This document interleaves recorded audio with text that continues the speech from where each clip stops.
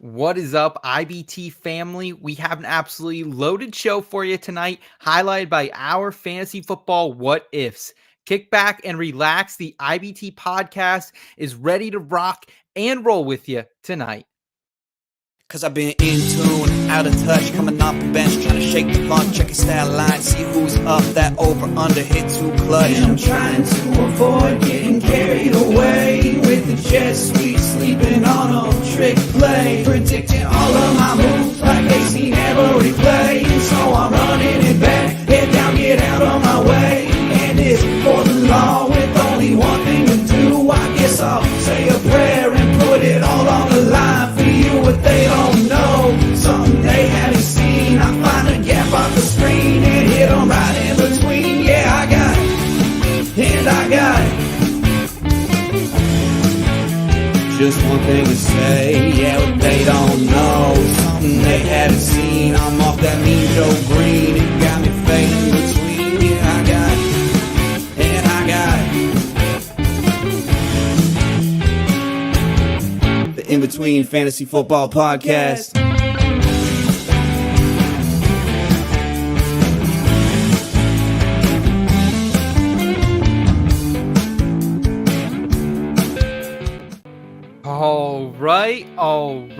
All right. It is Tuesday, January 23rd, 2024. Just 3 games remain of the NFL season, but there is always plenty to talk about from an NFL betting and fantasy football perspective. We're going to do that here on the IBT podcast in a feel-good fashion. As always, my name is Seth Wilcock, and I'm one of the luckiest human beings on the planet because I get to build this awesome community with people that I consider my family. And as always, guys, I'm joined by a man who's making a lot of appearances on the show lately. He's become a staple of it. A dude who wears some incredibly loud pants sometimes. He's our pundit who isn't afraid to take some big swings. He's Nicholas Hoover, aka Hoov.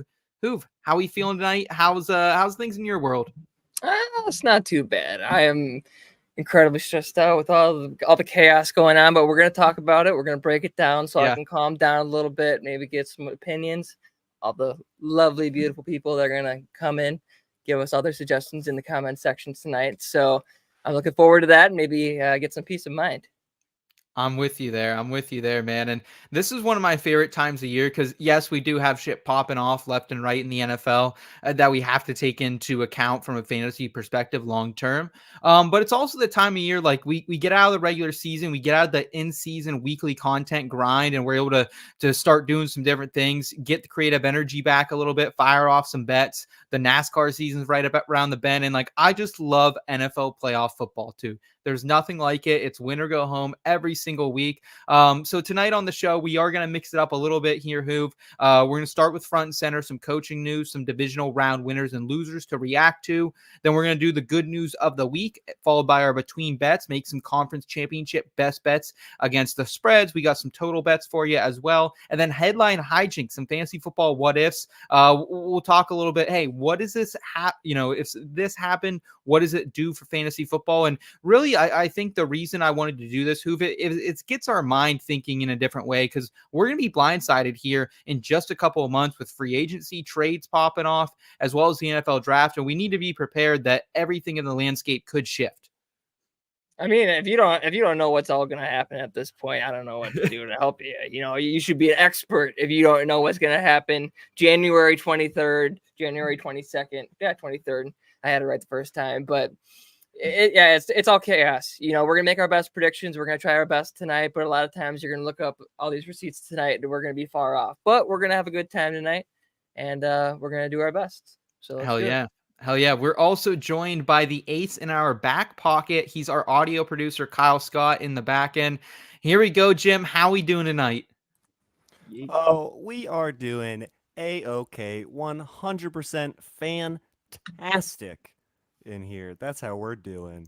We are cooking. We are cruising. We got a great show, as always. I don't know about you, but I'm ready to hear the rest of it. Hell yeah, man. And it's exciting because, Kyle, I think I found someone who finally says Jim more than I do, which is kind of our rural slang of the word John used a lot in some Pennsylvania cities. But Tony Romo, I think he says Jim more often than I do. How about that? He says we got to play a drinking game where every time Tony says it, the Jims are drinking a shot back. What do you think? Oh man, that will get dangerous. That'll get dangerous real quick. But yeah, I mean, the gym's got to do what the gym's got to do. And I mean, if that's what we're doing, we're throwing them back, baby. By Sunday night, there were only 4 games left in the NFL slate on the season, and 3 of them are going to be called by Tony Romo. Now that's down to 2. But so we're going to hear Jim a lot. We're going to hear Tony a lot down the stretch. It's going to be fun. Guys, we also have the IBT family packed into the house tonight as well.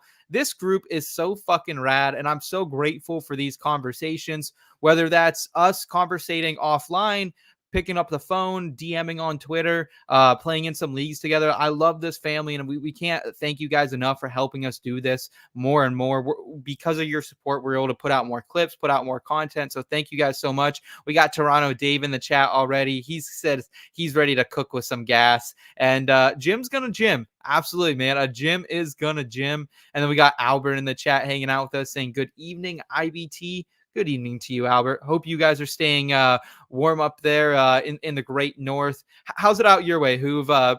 Pretty frosty nowadays? I don't know, but if we're gonna, before we move off from Tony Romo, I just want to point out that's my birthday twin. So big Tony Romo fan. April 21st, Taurus gang.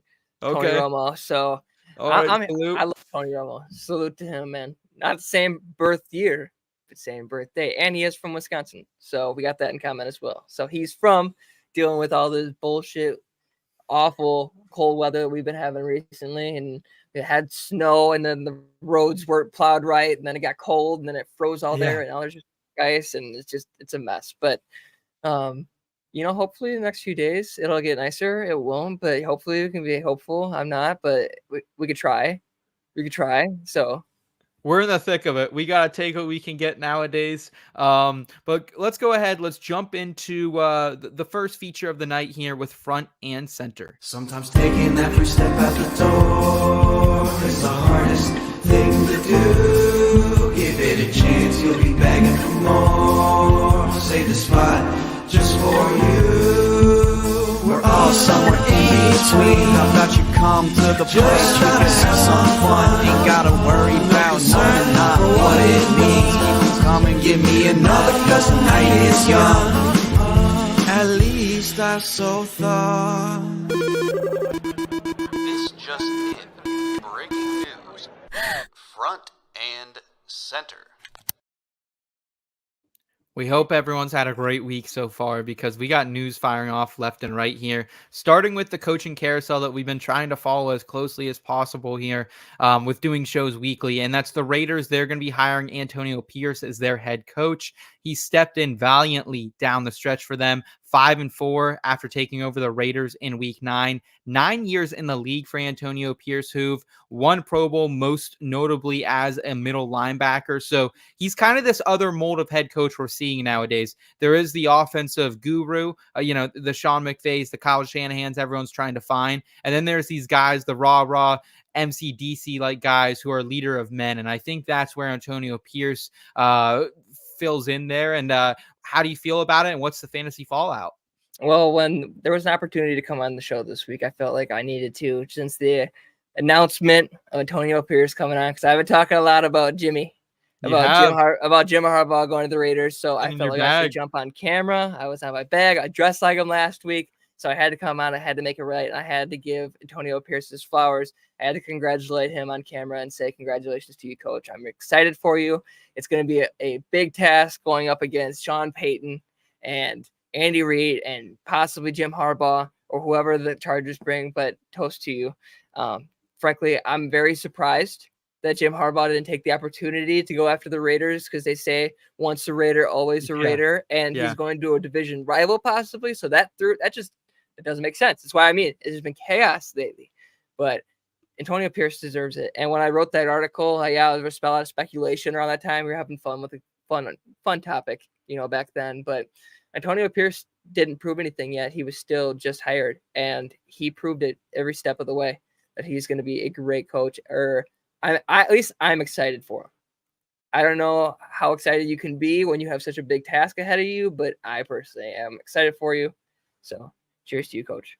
I think when it comes to a fantasy football perspective, there's still a lot to sort out. It's going to come back to the quarterback for me. Is Aiden O'Connell going to be the guy moving forward? Do they spend a day 1 or a day 2 pick on someone, or do they go after someone in the free agency market once again?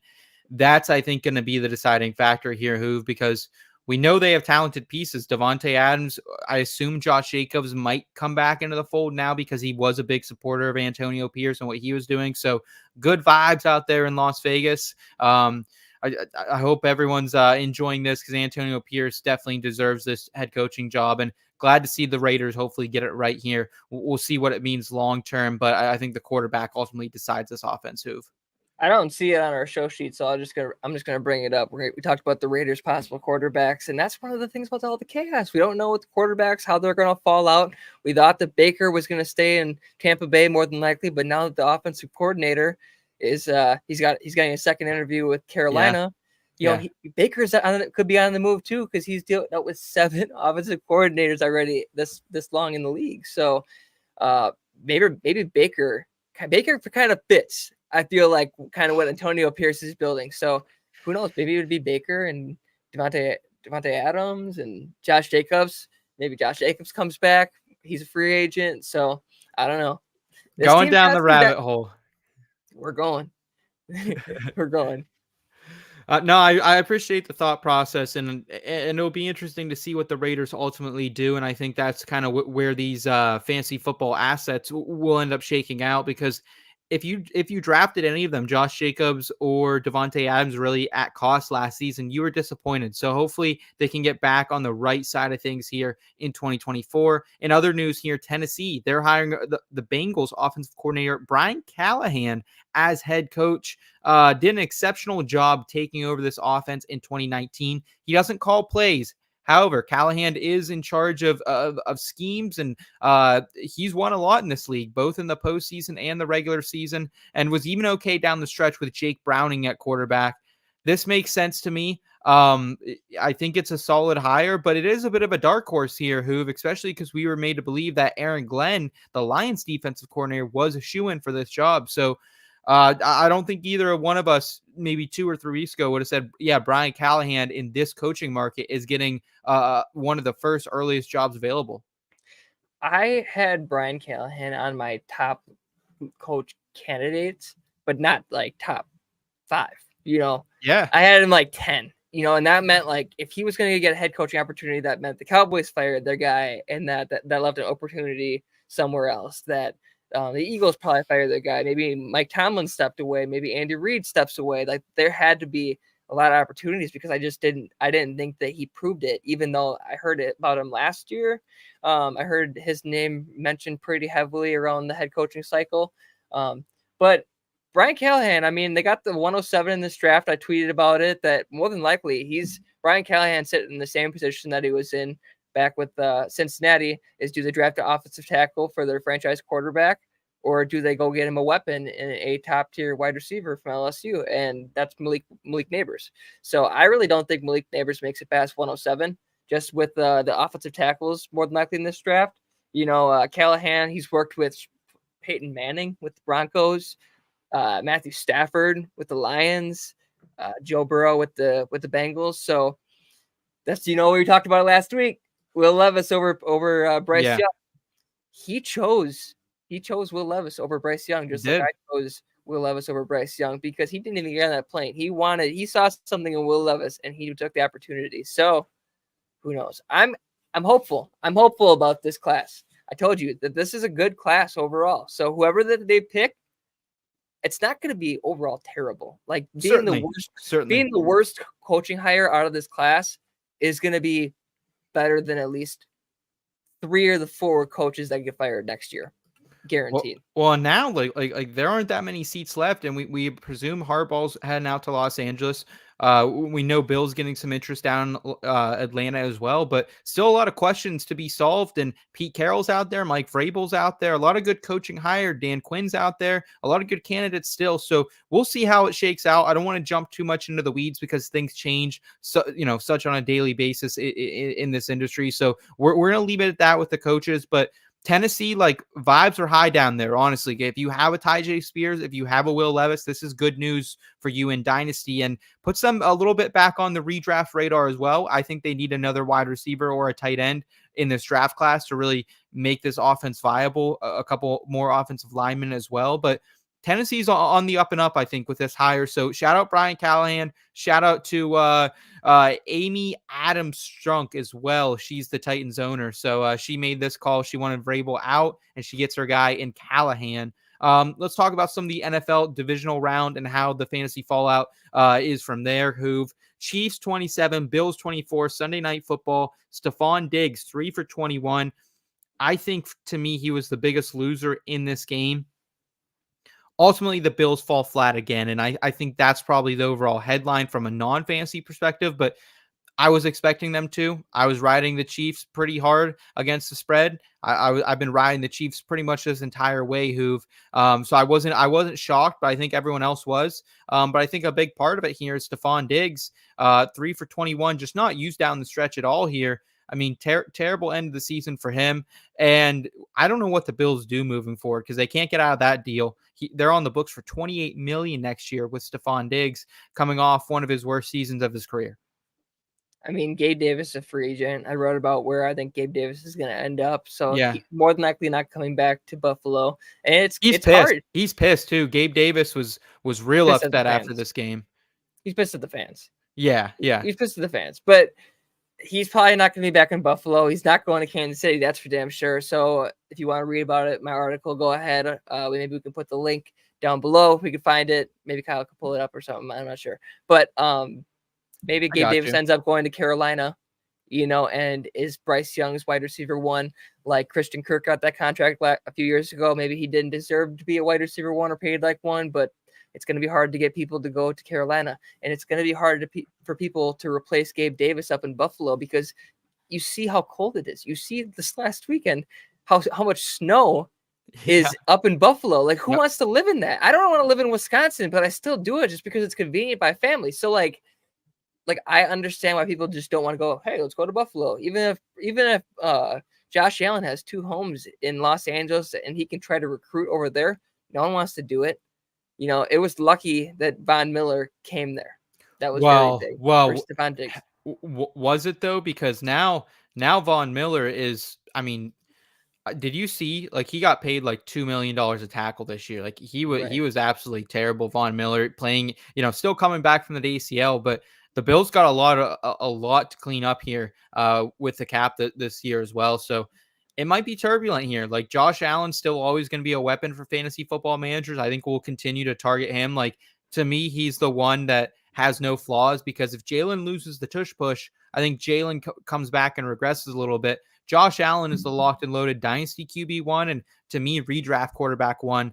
However, we need to figure out this receiving core. Shout out Shakir, man. Shakir really put the team on his back a little bit there as well. So to close up Buffalo and then look at Kansas City. Yeah, go ahead. Who have you got some on Buffalo? I just wanted to double check on something. You said that the biggest loser was Josh Allen, right? Stephon Diggs. Okay, good. Because I've been seeing a lot of narratives about people like bashing on Josh Allen and how this was the biggest loss and how that this is the weakest that the Chiefs have ever been. And I just wanted to come on camera and talk about that a little bit just because we're on the topic before we move off from it. Very short and sweet. To me, when people say that this is the weakest that the Chiefs have ever been, it doesn't make sense for me because to me, you look at this team and where they were throughout the rest of the season. Yeah, they got hot, and a team that gets hot like the Rams. Did we really think that the Rams were better than most of those playoff teams? No. Right. So in the NFC, and that's kind of what Buffalo was. They were hot and they came in, and you always knew that because they had Josh Allen, like the Rams had Matthew Stafford, there's always that chance. Yeah. And it was very close. And like, it's not that year because you've seen it in the past. Like since 2019, there's only been 1 year that the Chiefs haven't represented in the AFC, and that was when the Bengals went. So technically, that was the weakest that the Chiefs have ever been. So until they lose, and they lose to the Ravens, if they do, no one can really say this is the weakest that they've ever been. They've still made it just as far. It doesn't matter. This Chiefs defense is really good. And even though here's another thing. People were talking about, oh, well, the Chiefs have better weapons. I kind of agree. You look at how Stephon Diggs has been playing the last second half of the year versus Rashee Rice. Rashee Rice is a better player. Rashee Rice is a better player than Stephon Diggs right now. If you look at the second half of the season, yeah, for sure. Right. So what the weapons that Mahomes had, he did have a better team. So it's not Josh Allen. He just needs more help. So yeah, Stephon Diggs is a kind of a loser of the playoffs. No offense to him. I really hope he gets things turned around.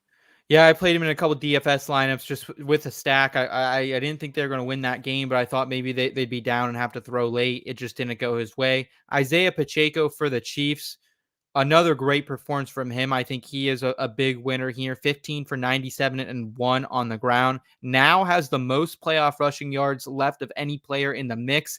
Eric and I, we told you a couple weeks ago here on the program, we're riding a 15-1 ticket right now for him to lead the playoff in most rushing yards. So if the Chiefs can win this week, we're pretty much going to cash that unless whoever goes against the Chiefs in the Super Bowl goes absolutely ham. So I'm really excited about that. Keep going, Isaiah. We need you, baby. And then Hoov, I think Travis Kelce, we'd be remiss not to mention him. 5 for 72 and 2. Threw the T-Swift up into the stands as well. First TD in 8 games, but he's looked electric again these last 2 weeks. He's been still having a couple dropsies here and there, but looks like the old Travis Kelce. They're getting him out in space, and also too, man, like I think he's just finally getting potentially healthy for the first time this year. Like he looks sprung compared to what he did a month ago. That, or people are finally showing respect to Rashee Rice enough to put him in double coverage, and it's finally allowing Travis Kelce more opportunities to be electric. It's not Travis Kelce regressing. He's been banged up, like you said. Maybe he's fully healthy, but we're at a point now that, all the things are starting to add up, and this Chiefs team is hot. I would not count out a Super Bowl rematch. I would not. Okay. All right. I like it. Plus, my dad's a Chiefs fan. How can I go to that man and root against him right now? So I can't do it. That man had to go 50 years without a Super Bowl. 50. Any kind of relevancy. Looks like we got DD in the chat saying hello boys. What's up, DD? So good to see you tonight. Thanks for making time for us. I did also drop your off-season predictions article in the chat if anyone wants to check that out as well. So good to see that. Also good to see Paul in the chat tonight saying, man, I'm not even worried about fantasy football next season yet, though Gibbs could be a first-round pick next year. Funny you say that because let's go right there, actually. Let's go right to the Lions-Bucks game, and Jahmyr Gibbs is actually our winner in that game, Paul. Funny enough that you bring him up here.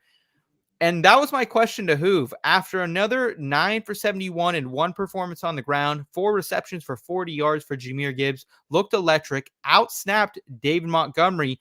Insert those rolling eye emojis.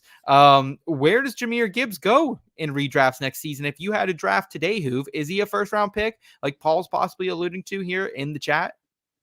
I'm gonna aim more second round lock, just because we don't know, what all is gonna happen with Ben Johnson, where he's gonna go. He's probably gonna leave, and what this offense is gonna look like. Great point. Me personally, Paul, if you're a Lions fan, you want to go ahead, check out that link above. I talked about who the Lions could possibly trade for to add to that wide receiver core, and maybe that could shake up things, and maybe Jahmyr Gibbs doesn't get as many targets. So who knows? There's a long time until then. Personally, I got him more like a second rounder, but David Montgomery is not going anywhere.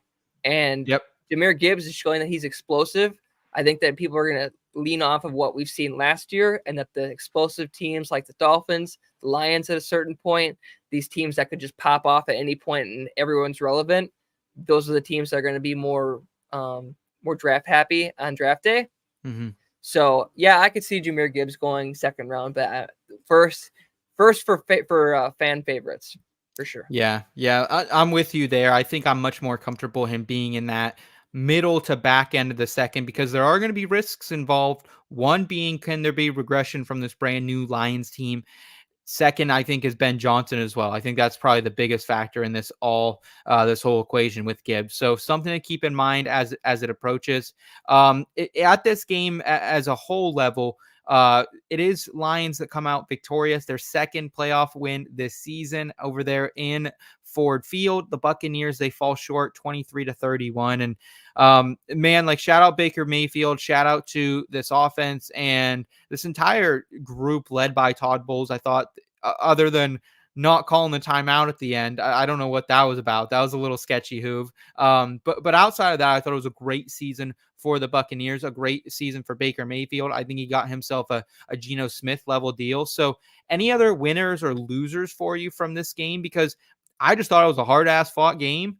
And I thought everyone kind of walked away pretty neutral in my overall rankings for next season, other than Gibbs, I think, did get a little bit of a bump.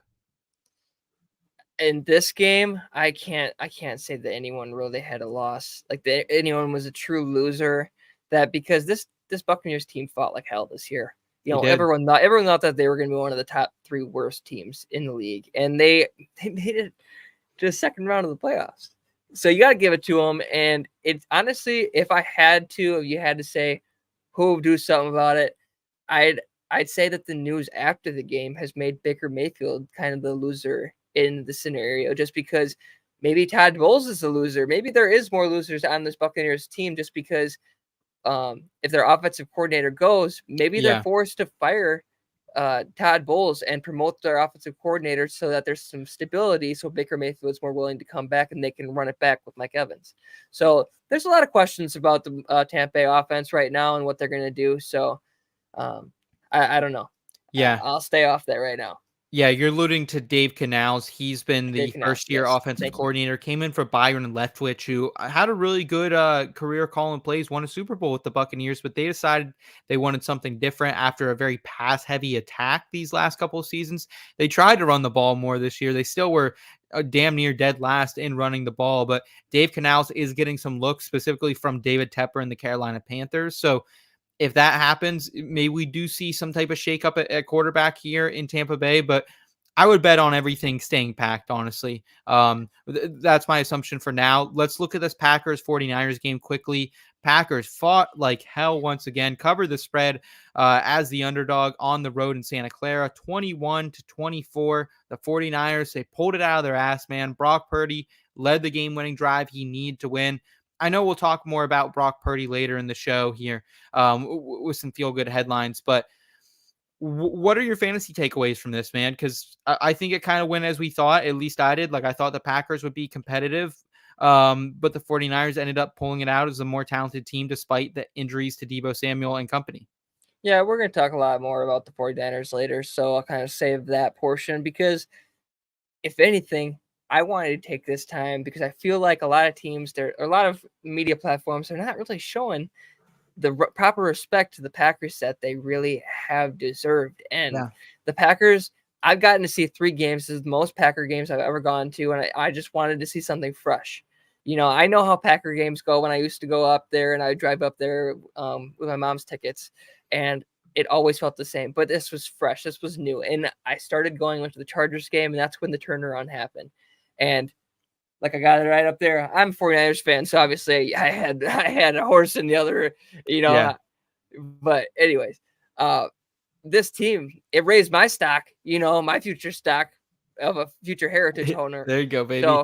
So Jordan Love, ball, dog, you know, not a raw dog, but he's dog, man. So I really like this team. And this is the first time in a long time I've really said that. I'm a fan of Aaron Rodgers, but the way that this team is built, I'm really kind of glad that they lost. Not just because I'm a 49ers fan, but I'm glad because they're going to right the wrong that they made a while ago, back when Rodgers and them won the Super Bowl. That was what stunted the Packers, is they won their Super Bowl way too prematurely. They made their Super Bowl appearance way too prematurely. You're almost seeing that with the Bengals right now, that they made it too early and now they have to pay all these players and they're not able to get back to what they once had because they want it back so badly. So I'm kind of glad that they got knocked out. They got that experience, and then they're going to go back next year. Like, this team is so cool to watch and to be around all the fans. And I haven't been able to say that for a while. The Packers fans used to be nauseated. I used to say that they're like Cowboys fans, and they're always like, this is our year. And it never is. But now this is different. Like, this is just such a cool vibe being around this fan base. So hell yeah, I'm a fan. I'm a fan, man. Hell yeah. I think from a fantasy perspective, Aaron Jones, he still has some juice. He was a winner for me, actually has the most rushing yards in the playoffs up to this point right now. So I think Aaron Jones, after another 108 yards on 18 attempts, he's a little bit of a winner. He didn't have much juice this season, banged up with injuries, was a pretty bad pick for any fantasy managers who grabbed him this season. But I think he's going to outlast A.J. Dillon on this team. I think he'll probably play out the rest of his contract, and he could be a value for you here next season, fantasy football manager. So keep Aaron Jones in mind. The one loser from this game, someone I think the Packers needed him to step up, and he didn't, and he hasn't stepped up all season. It's been my guy, Christian Watson, 1 for 11. And man, do I feel stupid, because heading into this season, I was sky high on Christian Watson. Obviously, when those late training camp injuries crept up, I was off him. I wasn't drafting him nearly as much, but I still had my shares of him. And like, Jordan Love didn't even fucking need him this year, and he had 30 plus touchdowns. And I think now Watson is very much lost in this room with, is he better than Wicks? Yes, I know Christian Watson's a better player than Dontavian Wicks, but at the same time, how much better is he than Jayden Reed? Probably not. How much better is he than Romeo Doubs? I think he's still better, but Doubs balled out in the playoffs. So a lot working against Christian Watson heading into this season. So I don't think they'll add much talent on offense, at least at the receiver or the tight end position. So he's in the clear, but I mean, he's probably like an 8th, 9th round pick now in redrafts next season, if not later. You're muted as well, Hoov. Thank you for that. I have a share of Christian Watson, so I've been a fan since the draft. That was my gem of the draft. Same. I loved him. Yeah. Yeah. And so because I watched a lot of Trey Lance tape, I really liked Christian Watson. So I'm rooting for him. And then when he came to a local team of the Packers, I'm like, all right, I got to keep a close eye on my gem. So I'm rooting for him. And it's hard because, like, if this was Aaron Rodgers and he lost his wide receiver 1, you'd expect him to utilize the other wide receivers in the wide receiver room and try to establish some kind of relationship. So when his wide receiver 1 comes back, he can utilize both. And that was what Jayden Reed was. And he really stepped out and showed that he is talented. I'm not going to discredit Jayden Reed. Like I talked about him last week. I'd pick him over Jordan Edison just because I think that he is extremely talented, and Jordan Love's a baller. He can spread that ball and he can make him extremely fantasy relevant still. But Christian Watson, when he comes back, like, he's still going to be in that X spot, that wide receiver 1 spot. And like, if you know the plays, you know that he's going to get a lot of targets just from different routes and different openings and stuff. So Jordan Love's not afraid to sling it now. Yeah, I hope so, man, because Love really likes to spread the ball around, and we saw Bo Melton working out of that X role occasionally. Obviously, Watson hasn't been 100% healthy, and then Wicks working out of it as well, and they were both valiant. So shout out to the Packers. Hopefully Christian Watson can get a little bit better. What do you got? One thing. For anyone that's saying, oh, Christian Watson can't be, like, is a bust for fantasy, whatever you drafted Christian Watson at, that's where you should be drafted. That's where he should be utilized. Like, there's no way that you have Christian Watson as a wide receiver 1 on a dynasty team. If you had Christian Watson, you drafted him, you probably drafted him in the 2nd round. And so he's probably like a flex spot in your offense. In a rookie draft. Yeah. So he's probably like that for your team. So, like, if he's putting up like 10 to 15 in your flex, that's really good. And even as a backup, like wide receiver 4, like, Christian Watson will be very valuable in fantasy. I like Christian Watson a lot next year. I'll probably be taking my stab at him in redraft. I bet he is probably somewhere in that 7th to 10th round range. The later, the better, but I'll still probably take my shot because he's my guilty pleasure as well. Last game before we move on to good news here, Texans 10, Ravens 34. Hell, man, D'Amico Ryans gave him hell for 30 minutes. really punched him, backed him up against the ropes, and the Ravens came out swinging in the second half after Lamar apparently got after him in the locker room. So good to see some maturation there and him growing as a leader. But from a fantasy perspective here, the only thing I have written down in all caps, Isaiah fucking Likely. What a value this guy is for the Ravens. They're paying him about $1 million the next 2 seasons. Goes 2 for 34 and 1. He actually tells Lamar after an attempted touchdown catch that went too low, hey, throw it up high next time and I got you. He goes up top, grabs it off the helmet, and good to see that. Isaiah Likely here, who 6 TDs in the past 6 games and a 75% catch rate this season. He's been better than advertised. So we knew we had something special with this guy, seeing it in preseason in 2022. And it's good to see a little bit of reliability. It'll be curious to see what happens here when Andrew's back in the fold next season now.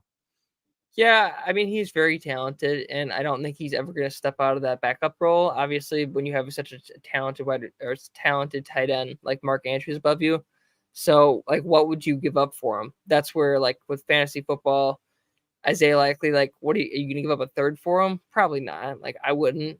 And Yeah, I'm definitely not interested in trying to go out and acquire him. I think in Dynasty, but from a redraft lens, like maybe you take the shot in the 16th, 17th round again, and like maybe they somewhat feature him, depending what happens with this wide receiver core. Like Bateman's not really the answer. It doesn't seem like either, and Flowers is fine, but I don't know. It'd be cool to see if they can work 2 tight ends kind of in that same style that the Eagles did a couple seasons ago when they had Ertz kind of coming out of his prime and Goddard entering his prime. So we'll see what happens there, but I like Likely, and I think he's someone that, just keep your eye on this offseason. That's all. Don't go out and trade for him in fucking Dynasty. Don't get crazy. But, a nice piece to have. What do you say, Hoov, though? Should we kick it over some good news here? Bring Kyle into the fold?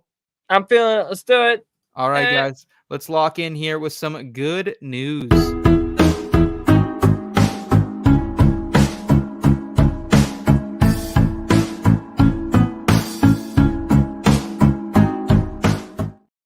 All right, we got some good news from this past weekend. And Kyle, how are we feeling in the back end?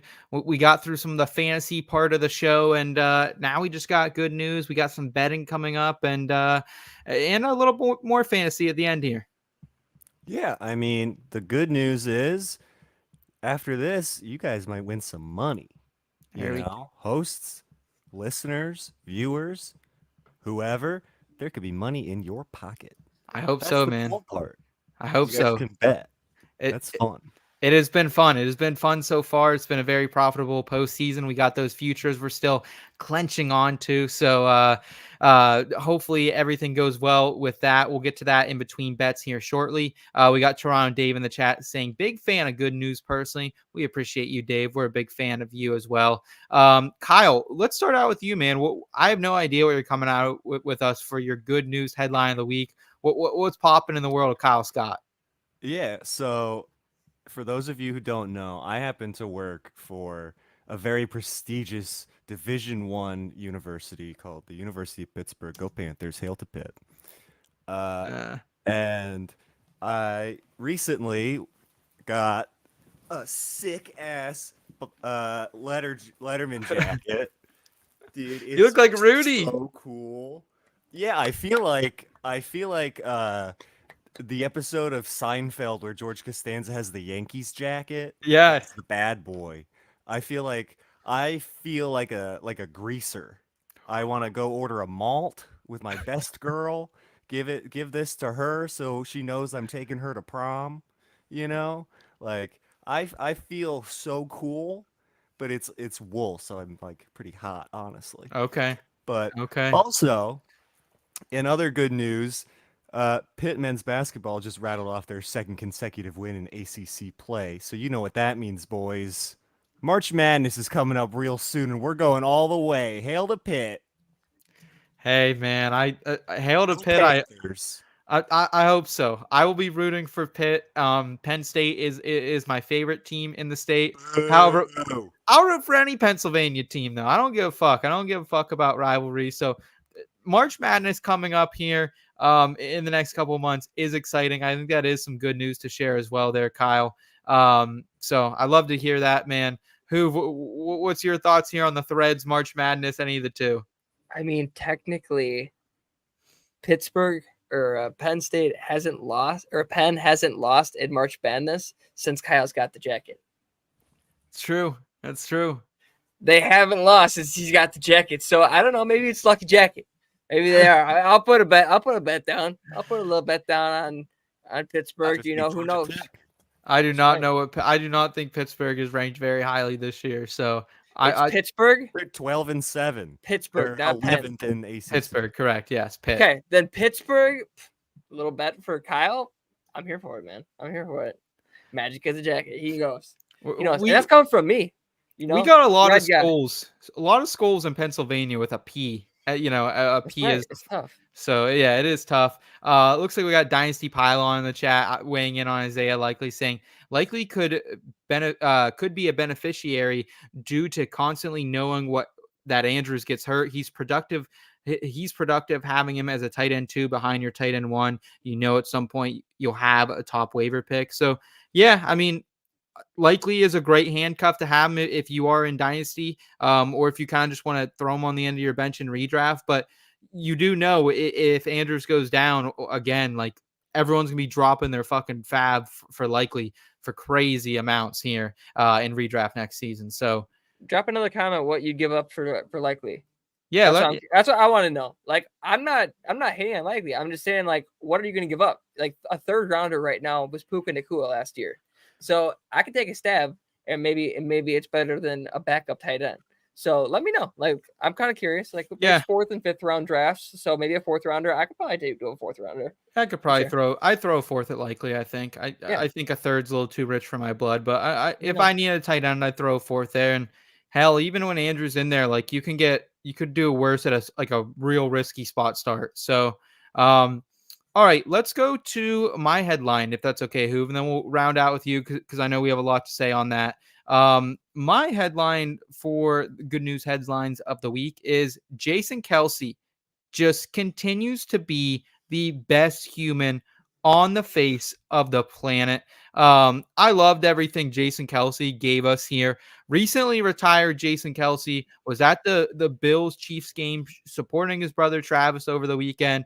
And dude was an absolute icon in the stands. Here you can see him shirtless, drinking a couple nice cold. I think he has Coors Light. I'm not sure what kind of beer he's drinking.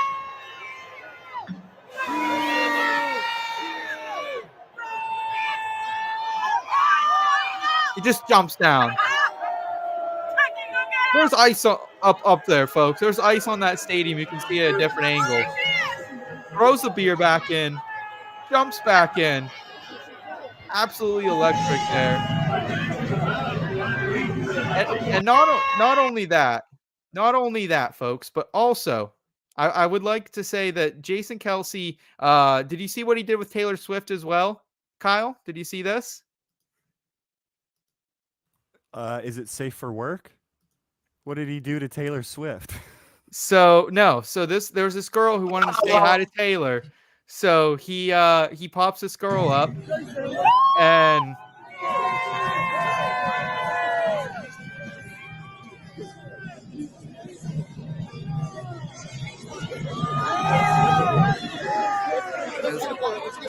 I know it is. You're the best,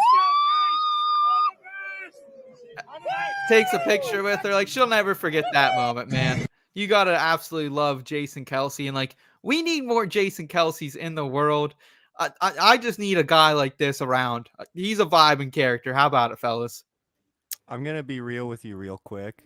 If I was, how old do you think that child is? Under 10? Probably, yeah. All right. If my parents saw me at that age get picked up by a drunk, shirtless man at a public event, I don't think they'd be okay with it. Do they know it's Jason Kelce? Do they know it's fucking Jason, the world's sexiest man? I don't think that would really matter. I don't think that would account to it. Oh, your parents just aren't fun then. I mean, you're saying hi to Taylor Swift. You're meeting one of your idols tonight. If it's at a family event, like that happens all the time, sure. You're getting a picture with the best offensive lineman maybe in league history, bud. #1 podcaster, bud. Fuck your parents, Kyle. Fuck Oh them. my god. And here I was gonna be talking to make it such a heartfelt moment and talk about how I went swimming with Leroy Butler when I was a kid, and you had to ruin it with that because With that fucking nonsense. I can't follow that. I can't follow that with me I'm going just calling swimming with how I Leroy see 'em. Butler as a child. Where'd you go swimming with awesome dude. Leroy? Was it in a lake or a pool? It was like a football camp that I was a part of. Okay. QB1 forever, baby. TD knows. TD's still around. So like I was at a football camp and Leroy Butler was one of them in charge. I want to say like afterwards maybe there was a Brett Favre one, but I did Leroy Butler one, and our family got picked out of like a raffle whatever to do this meet and greet with them, and we got the pool section inside completely reserved for a night, and we got pictures with Leroy, and like we got to like do like a one-on-one kind of QB session with. Would your with parents Leroy also Butler. hate that, Kyle? If you went swimming with Leroy Butler, would they hate His Leroy family was Butler? there. His family was there. It was sweet. Am I in the deep end? Are we doing dives? It depends. Iconic Packers Is safety. he drunk? I was probably like If six it's to eight. Yeah, maybe. Maybe. All right. That'd probably be fine because they got an eye on me. They're making sure you ain't running. He's a cool dude. Don't need to worry about Leroy Butler. He's a cool dude. Shout out Leroy here. Shout out Leroy Butler, man. I Hall of love it. Famer. Hall of Fame Leroy Butler, man. There we go. I went swimming with a Hall of Famer. That's fucking sweet, man. Shout out. Here we got Dynasty Pylon answering Hoov's question. We would go late third, maybe fourth, as you said, only due to Andrew contract ending at 2025 with no money guaranteed. While likely could be the guy after next season, also being 23. Yeah, all right. I think we answered that. Hoov, let's move forward from Jason Kelce. Shout out Jason Kelce. We appreciate you making that girl's life made unlike her parents or Kyle's parents would be. Potentially worrying her parents for maybe a little, and then they saw it was Jason Kelce. Yeah.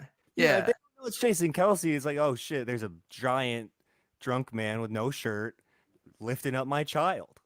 That's the reality of the situation.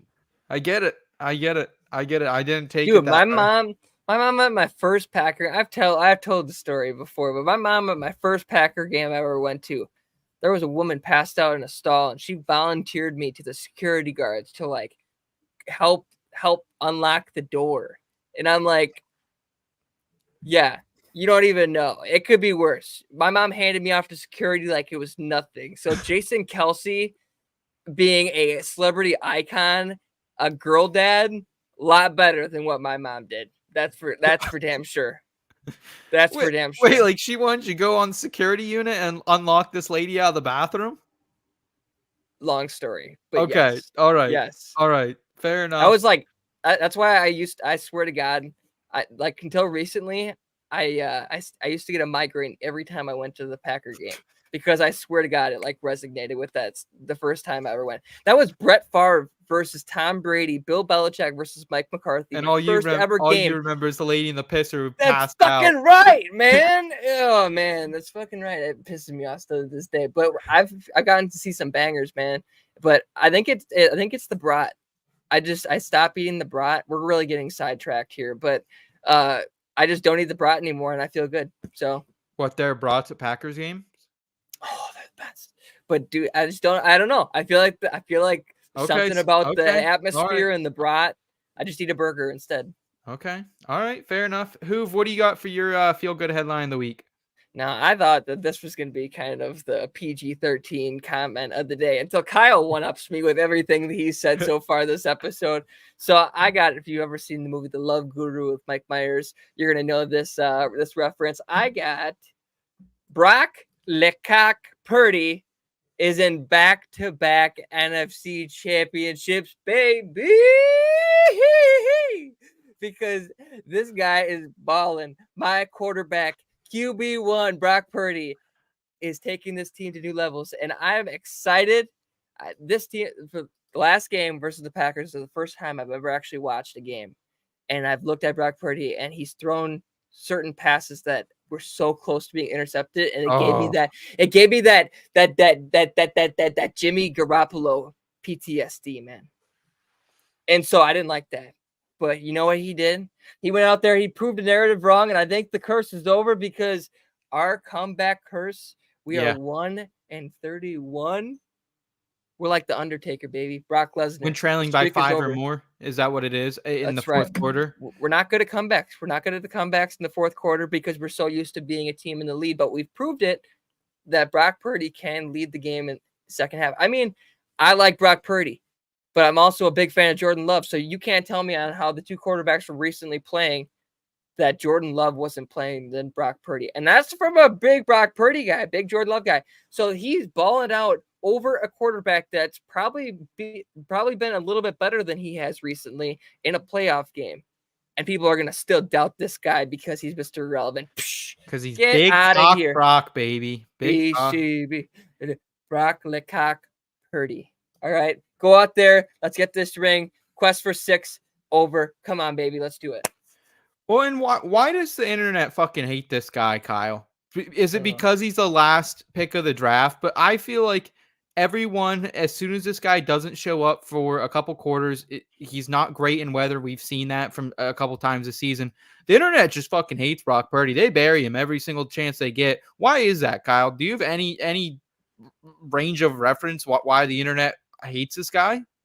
So I'm gonna ask you a question to answer this. Have you ever heard the question, would you rather be the best player on the worst team or the worst player on the best team? Yeah.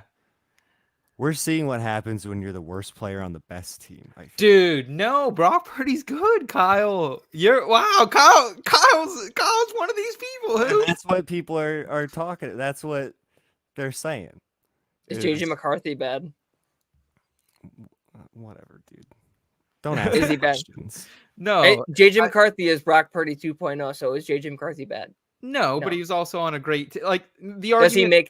Does he make I don't think Kyle is better? saying that. I think Kyle is saying this is what people are saying, and that is the reason. I think people are saying like everyone around him is so much better that it seems like they're doing more for the victory than he does.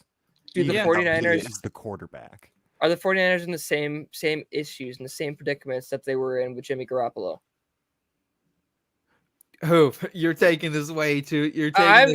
This is a show. This is for entertainment. Answer the question. No, are they in the same? No, Brock Purdy is excellent, bro. I think Purdy's a dog. Brock Purdy is a lot better, and he does make this team better. We're gonna go out and get this ring, baby. Come on, you're getting me fueled up, Kyle. I think Dave sums it up in the chat very well. He's polarizing because he is just like an average looking guy. And then people took a stance and now it's tribalism. Like I think that's absolutely like there's people you're either in on Brock Purdy like Hoov is, or you're out on Brock Purdy like most of the internet is. I'm always someone in the middle. Like, you know me, I like to jive left. I like to jive right. You know, I'm a swing guy. You know, you tell me one thing, I'm going to change my opinion. I've been on Brock for a while. I think I'll continue to ride him. I like him, man. So, but can I ask the people that hate Brock Purdy this question? Does it piss you off that the last pick in the draft can go out there and lead his team to 2 back-to-back NFC championships, and all these quarterbacks that you guys can pick in the top 10, first overall, sign all these big contracts you could bring in, and it means nothing? And you have to look in the mirror and you have to realize that your quarterback wasn't the answer. That every person that you put on your mock draft that's the next Patrick Mahomes wasn't the answer. And Brock Purdy. This is supposed to be feel good headlines. Who's taking shots at our audience? Good. So I'm feeling good, man. I'm feeling damn good. I'll tell you what my answer to that would be. It makes me mad that the 49ers are winning to begin with. I don't care about anything past that. Yeah. I don't want the 49ers to win games. If people don't hate you for your success, you're not doing something right. We got Chris in the chat saying Brock Purdy is good at what they need him to do. Great, no, good, yes. Yeah, I think that's a great point there, Chris. We appreciate you tuning in, man. Kyle, thank you for bringing your feel-good headline to the table. And let's go ahead. Let's get into some bets here very quickly with some between bets. between bets. Between bets.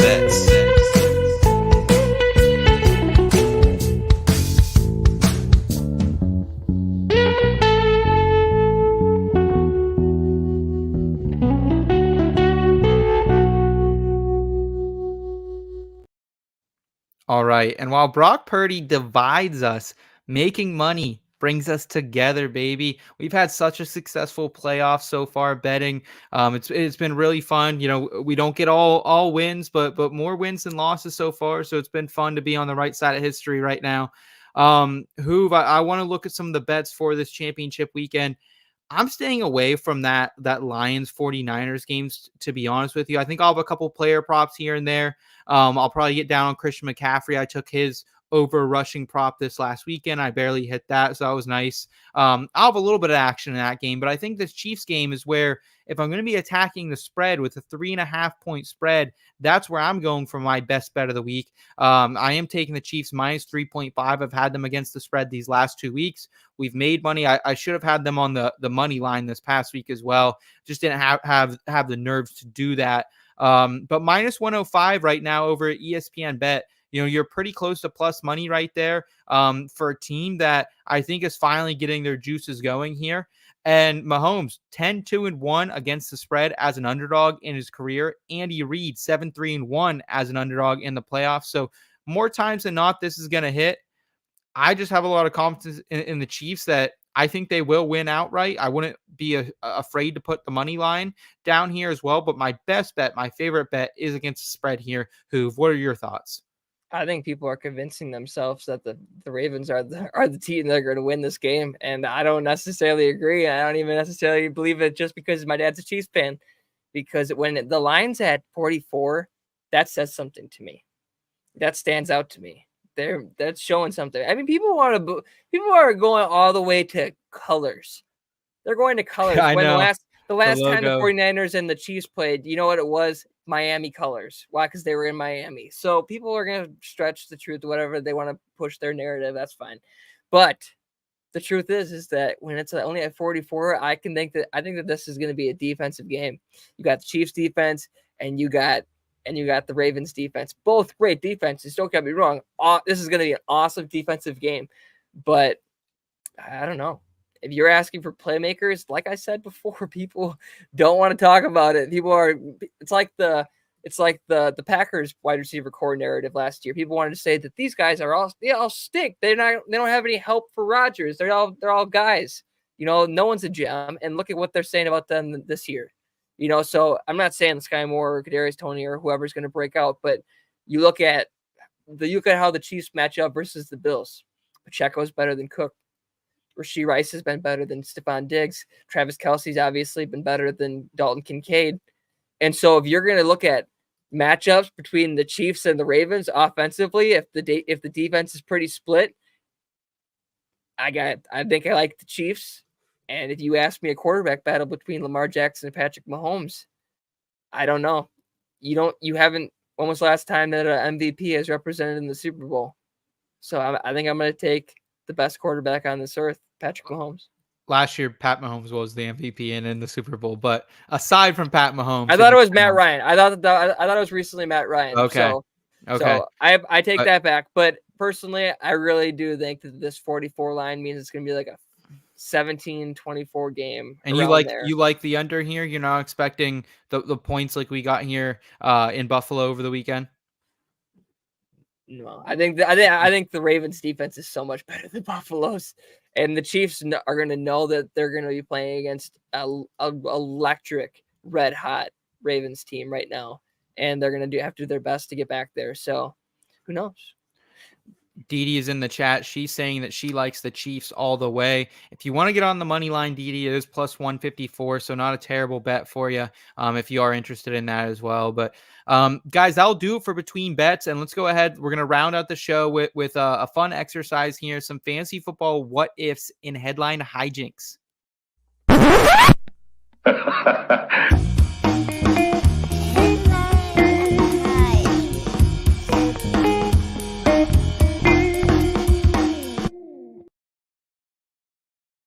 I'll tell you what, Hoov, I put the fantasy football what ifs as the headline of the show, as the caption, as the thumbnail, and we're only getting to it in about an hour. And so I apologize for anyone this video deceives. That's why we'll do some chapters afterwards. Make sure you get here. But yeah, a little bit of funny to do things a little bit in reverse order today. But I thought it made sense. Talk to the playoffs first, and now talk a little off season. So again, this what if exercise, yes, we're kind of calling some shots and saying, hey, maybe this could happen. But more than anything, it's an exercise to say, if this did happen, what would the fantasy football fallout be, and get our mind in that process, because there's going to be some fallout coming left and right this offseason. Hoov, let's go ahead and start with Eric's headline. Eric was not able to join us today. Lost power down in the great state of Texas. So hope Eric and the family are doing okay down there. Yeah. Eric's headline, though, let me see. Let's pull that up here. Check on Sven. Everyone's moving to Houston. And don't you just feel like everyone I talk to, everyone is fucking moving to Houston just in my everyday life? Like I have a couple friends who are like, oh, I want to move to Houston. It's like, have you seen rent in Houston? It's $3,000 a month, but everyone's still fucking moving there. It looks like I must be a vibing place. But for fantasy football purposes, they have nearly $75 million in cap space here in 2024. Now is the time, if they want to pay up for, I think, a running back, they could do that. Devin Singletary, I think, is going to get a decent bag somewhere this season. He now has 3 seasons in a row, 800 plus rushing yards and 1,100 plus total yards. So I don't know why they'd pay up for Singletary, who's a nice player and was really good in this Bobby Slowick system. But if Slowick leaves, they might need more of a thumper. They might need a more of a receiving threat. There's guys out there, potentially Saquon Barkley, Josh Jacobs. Eric thought that maybe Aaron Jones could get traded there, with the Packers needing to shed some salary. So what are your thoughts about the Texans acquiring potentially, we don't know which one, but a big name running back? And would it make you excited for them in fantasy? Would you be going after them hard? It really depends on the person, and it depends on the format, really, because we've seen it. CJ Stroud has a lot of arm talent, and he doesn't have to rely on the run game. So that's a lot of how I decipher what quarterbacks I like in fantasy. Let's say hypothetically it's Saquon. I'm not gonna like it as much as I would like someone like Aaron Jones, just because it's a homecoming. Wow. It's a homecoming for him, and I think Aaron Jones is gonna go out there and ball just because it's a homecoming. Like, isn't Saquon from Pennsylvania area, like Penn State? And Oh, baby, that was more of a homecoming for him. So he's more East Coast. So I don't know if Texas is really like the place for him. That's why I don't really love the idea of it. I'm more for Aaron Jones. He would be. I think any of these pass catching backs with him could be so lit, though, because did you even see the play from CJ Stroud this past weekend, Hoov, that Devin Singletary, about a 22, 25-yard pass down the seam, made a nice move on the defender, third down and long, and the Texans end up converting? I think we could see that, and I think whoever is the running back, they didn't have a lot of touchdowns this past year. Singletary, I think, had 4. I think Pierce maybe had 1 or 2. What state is Baltimore in? Maryland. Okay. And that's near Pennsylvania, correct? Yes, yeah, for sure. So that's more of a homecoming for Saquon. That's why I think that people are the top tier running backs. They're going to want to jump on these playoff teams, these AFC championship teams right now, or close to Texans, Ravens, possibly Chiefs to compete with Pacheco, whatever. These are the prime destinations. And so more of a homecoming. Saquon doesn't have to move too far. He goes to Baltimore, and Aaron Jones goes back. He's from El Paso, Texas, I believe. Yeah. I think he played at UTSA. For the sake of argument, if Saquon Barkley or Aaron Jones were to go to the Texans, where would you take them in redraft next season? Looking at things hypothetically through the lens we have right now, I would say probably, at least for Saquon, he'd be a 2nd-round pick again, and I think I'd be smashing it. And Aaron Jones, I think just because Aaron Jones gets injured a little bit more as of late, he'd maybe be a 3rd-round pick, and I think I'd smash that too. You're getting 10 plus touchdowns from either of these guys, I think, in this high-powered offense, which would be awesome. I like both. I'm not going to say Saquon on the Texans is just bad. I just think that his ADP is going to stay the same at Saquon Barkley, around 2 to 3. But Aaron Jones, he's probably not going to raise that much, like just because like you're seeing David Montgomery probably get drafted a little higher than him and guys like that. So I don't know. Like I think Aaron Jones in Houston or versus Saquon in Baltimore, people are going to be like, oh, this is how they're going to relieve Lamar. He's not going to have all this rushing talent. Like they're going to like lean on Saquon, and you watch like Saquon would bust and not bust, but not live up to that second round expectation because Lamar is just that dog. Okay. All right. Let's go to one of your what ifs here. And we're kind of playing the game. And have you ever watched Marvel's What If? I haven't, but we kind of stole their logo for this, so hopefully we don't get a YouTube strike for that. But have you ever watched that show? I watched everything on Disney Plus. I promise you, when it comes to Marvel, everything. I am Groot, What If, everything. Okay. Good. And good program. It's different. Okay. If you're a comic book fan, it's right up your alley. But if you're just looking for something that kind of fits the Marvel Cinematic Universe, it's not the thing to watch. Don't do it. Like kind of like us. Yeah. Yeah. We're the what if of the fantasy football industry, like they are for the MCU. But with that being said, here, Hoov, what is your headline hijinks for your what if? All right, we're gonna do a little IBT throwback. I remember a video maybe about a year ago, and we had the song "Dick Down in Dallas," and so I'm gonna throw that back. Raleigh, tag teamed up in Tennessee. Heck yeah! So we're gonna throw that back, and we're gonna do "Bear Down in Chi-Town." So I'm not gonna finish it, but that's the headline. We got "Bear Down in Chi-Town," "Bear Down." And so I'm gonna go with, people are talking about what's gonna happen with Caleb Williams or Justin Fields, whatever, and the possibility of them moving down maybe and getting Marvin Harrison. But what if? And I don't want to make Bears fans too excited right now, but I'd be excited for them if I was them. Imagine the possibility of them getting both Caleb Williams and Marvin Harrison Jr. in the same draft and bringing some life back to that franchise. Oh my goodness! I mean, it'd be a tougher sell because people are going to be like, oh, why didn't you want to keep Justin Fields and get that chemistry back? But it's like you're getting the Patrick Mahomes prospect and Marvin Harrison Jr., who is just in a prospect entity of his own. Mm-hmm. So that is good. You are seeing Jordan Love already is making it this far into the playoffs. You're seeing Detroit Lions are there, and Kirk Cousins is probably going to be back, and maybe they're drafting a quarterback this year. The Bears can't be waiting too long. This division's moving fast, and so I don't know. Maybe Caleb Williams. This is how they do it. All right, I got to pull the sheet. How would they trade up with their ninth overall pick? They would trade up and try to trade in that 4 slot, I imagine, for Marvin. I got you. I got the whole trade right here, actually. So I just had to flip over the page. So obviously they have to move up. I'm going to guess 101 goes Caleb Williams to Chi-Town. They don't move down. 2, you got Drake May going to Washington. 3, going Jaden Daniels. This is a little sneak peek to the Hoov's mock draft 2.0. So you guys are getting a little sneak peek. All right. I'll get you behind the curtain. So, and then you got 3 quarterbacks going right off the board. And then you got Arizona, and people are mocking Marvin Harrison Jr. going in there, but they have a lot more answers to make than just wide receiver 1. They got Hollywood Brown as a free agent. In my article that I posted earlier, I talked about the possibility of Jerry Jeudy going there.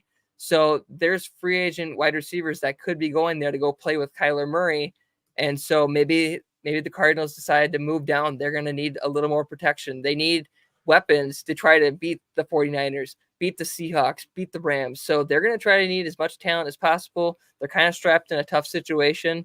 So maybe they move down from 4. And I got Arizona getting the 109. So you got offensive tackles around that range. You got Rome Odunze. Maybe they do draft a wide receiver. Maybe they draft Rome Odunze around that range and snipe him from the Jets. You got an edge rusher. Maybe they draft Jared Verse or Lado out of UCLA. So then it's pretty similar to the Houston Arizona trade last year. So Arizona's more than similar to this kind of style trade. They got 2025 first next year coming from Chicago. You got 2025 second next year coming from Chicago, and then a 4th rounder, which Oh, is wow. it's Yeah. very similar, Mhm. but you actually got more back in the last one because you're not moving back as far. They moved from the 103 last year to the 112. So they're moving from the 104 to 109. So in this exercise, Hoov, if Marvin Harrison Jr. shows up with Caleb Williams into camp, I think it just crashes DJ Moore's stock. And I think that would, I mean, he'd hurt any wide receiver stock wherever he goes because he's going to be the alpha. Is he? So, or is he a buy? Because we see with Jackson Smith and Jigba, it takes a year.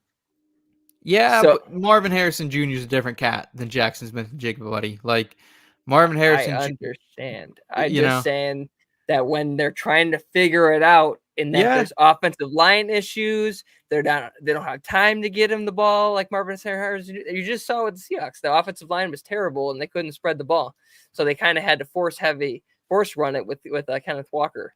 Mhm. So I don't know. I could see it. Where would Caleb Williams be in your dynasty quarterback rankings, do you think, if he did end up in Chicago and he did have weapons like DJ Moore, or perhaps Maserati Marv? This is the first time I get to share this little secret. I don't necessarily love Caleb Williams as Okay. a prospect. I think that he is going to be a starting quarterback for a very long time. And my comp for him is Trevor Lawrence. And so it just kind of depends on what you think about Trevor Lawrence. He's just a quarterback. Some people think he's top 10. Some people don't. And I think that there's going to be a lot of issues with him being in Chicago, that they're going to continuously be flipping head coaches, flipping offensive coordinators. This is going to stunt his development. And so I think that he's going to be this guy that could have been larger than life, could have been the next Peyton, could have been like Trevor Lawrence. Caleb could be the next Patrick Mahomes, but he's just going to be kind of stunted just from this turmoil in his franchise. So with that being said, if you have Marvin Harrison Jr. and DJ Moore, I still think I'm taking him top 7. Okay. All right. That's I want to try it 1 year. I want to try it one startup. Let me see if I can get Caleb Williams and see what he does, and I'll go from there. Okay. Fair enough. I'll go to my first fantasy football what if, and it's Kirk Chains and Bill collab in the ATL. We're kind of hearing whispers of this right now, and I don't understand why nobody is interested in Bill Belichick. It seems like other than Atlanta. He's the GOAT, man, but he definitely needs a quarterback with him. So it'd be hard for me to think that he would go to Atlanta without a free agent quarterback in mind, because where Atlanta is, they'd either have to make some type of trade and trade up in the draft to get a quarterback, or you're content with a guy like JJ McCarthy or a Bo Nix. And I don't know if Bill wants to play that middle of the first round quarterback game once again here. But I think Kirk Cousins could fill in valiantly, and like this would finally give us the Atlanta offense we want, man. 29 plus TDs in 4 of the last 5 years for Kirk Chains. I feel like he's finally like a more likable quarterback as well, Hoov. I think he's finally getting some of that love he's always wanted because of that documentary quarterback here in the past year. So he's going to be 36. This is his last time to get that bag. And Mike McCartney, his manager, always makes sure he gets it, man. He's not afraid to wheel and deal out there. So I think Kirk Cousins could be on the move here. I think he likes Minnesota. I think he would like to stay there. But if Bill Belichick calls you and says, hey, get down to ATL, and I got a Kyle Pitts and a Drake London and a Bijan Robinson waiting for you, like, not that it's better than Minnesota where you have a Hawk and where you have a Justin Jefferson, but damn, it could be pretty fire. And if you have a guy like Bill willing to believe in you, let's fire it up, man. Kirko and Bill collab in the ATL. I got a suggestion. TD fucking gets it, man. Dude, TD for president, man. But here's my suggestion. You let me know what you think. And if you're going to bring in Bill Belichick to be your head coach, you know that he's only got X amount of years left in the league. And as a franchise, I don't think you can invest in a veteran coach that's only around for 3 more years and a quarterback that's only going to be around for 3 more years, especially with this young. You go all in. You do what the Tampa Bay Buccaneers did. I don't think this team is ready like that to do that. Dude, I think they're a year away. But here's my suggestion: instead of Kirk, what if Bill and Baker? Stop with your Baker shit, bro. Bill and Baker. He doesn't Baker want knows the Baker. division, huh? doesn't Last year there was a lot of Baker's not speculation. flipping. There was a No. lot of speculation about where is Baker going to end up, and you're hearing whispers about maybe he ends up in New England. So that's not necessarily true. Okay, Hoov, since this is my fantasy football what if and not Hoov's fantasy football what if, I'm just and throwing it out there. in my what if Kirk goes down there, where do you value Kyle Pitts and Drake London if Kirk and Bill are in the building? I don't draft any of them out of spite, just because it could have been Baker. Man, it could have been Baker. Realistically, Bijan with Baker, we talked about it, that he probably could finish top 10. I mean, Baker or Kirk? Who you talking Kirk now? We're talking about the Falcons' weapons with Kirk. Yes, correct. You said Baker. Correct. Oh, I'm sorry. We're talking about the Falcons' weapons. So, like, I don't necessarily think it comes down to Kirk with, like, Bijan, because it comes down to Bill with Bijan. How much is Bill going to want to utilize his running backs? How is he going to split it? And so, like, you could see Bijan with Kirk being a top 10 running back still. Like Tyler Algier could be still relevant. Cordell Patterson's done. Drake London, he could do better. Like, I could see him teetering on top 24, but I think that's right where his ADP would be in this exercise. I think he'd probably be 24 to wide receiver 26, maybe a little higher than he was this season. And I think Kyle Pitts would settle right back into that tight end 5-6 role. Maybe people are a little burned, but I mean, dude, you saw not with this class now.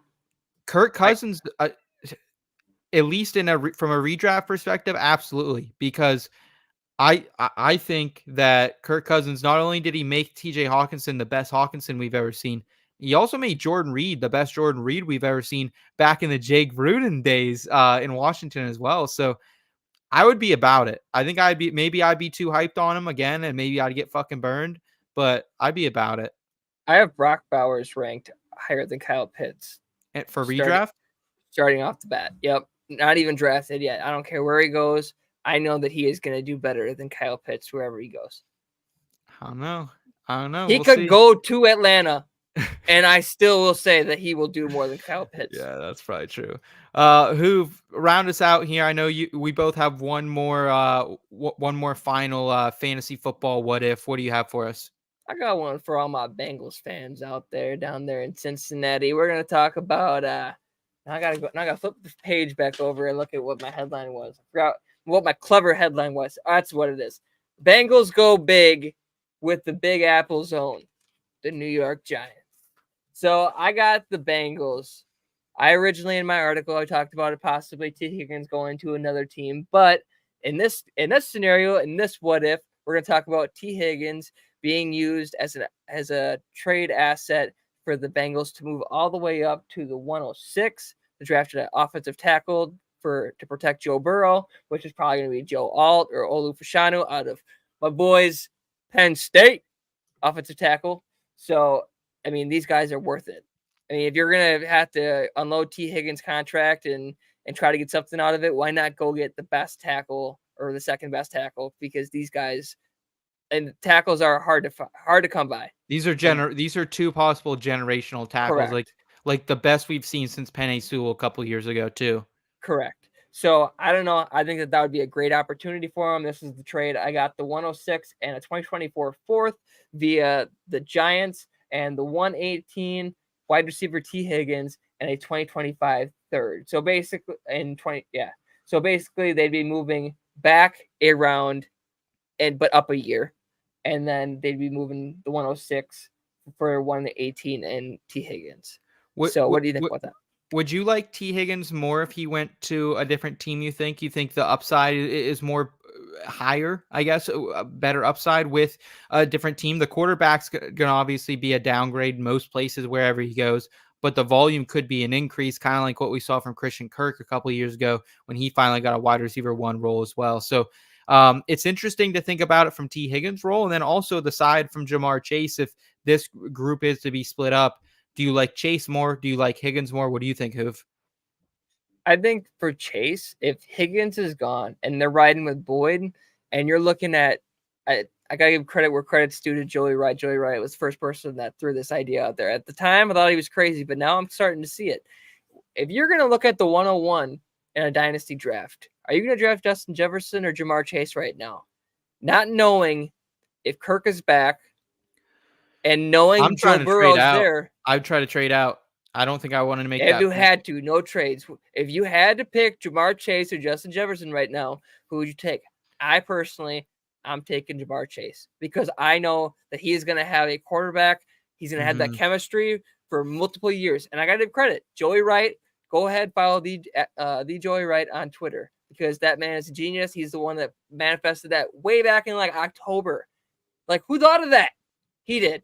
So that I got to say it. Like, if they do decide to trade T. Higgins, which more than likely they will. So you'd still be about Smart. Chase, and you're not worried about the offense coming back down to earth. And I think I would probably value T. Higgins similar to what I value him now. Like, I think he'll be pushed down in ADP in 2024. He was a huge bust this year, unless you somehow were able to hold on to him and get late into your playoffs and were able to ride out a good stretch at the end.